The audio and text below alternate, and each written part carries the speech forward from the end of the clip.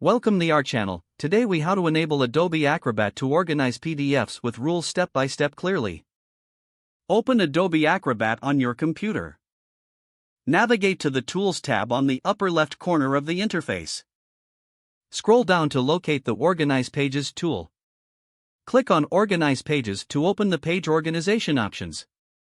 In the Organize Pages view, look for the More option in the toolbar. Click on the More drop-down menu. Select Manage Rules from the list of available options.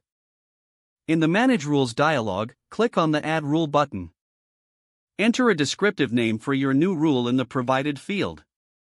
Choose the condition for your rule from the available drop-down options. Set the specific parameters for the condition you selected. Once your condition is defined, click on the Add Action button. Select the action you want to apply when the rule conditions are met. Customize the action settings as needed for your requirements. Review the rule details to ensure everything is set up properly.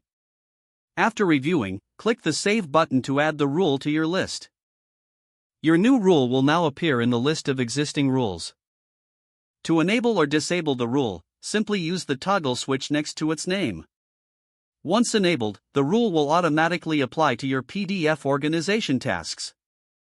Close the Manage Rules dialog to return to the Organize Pages interface. You are now ready to use the rules you've created for organizing PDFs. If the page does not load, refresh the browser or try again in a private or incognito window. Make sure you are using the correct email address, then retype it carefully to avoid small typos. If your password is not accepted, use the Reset option and create a new strong password you can remember.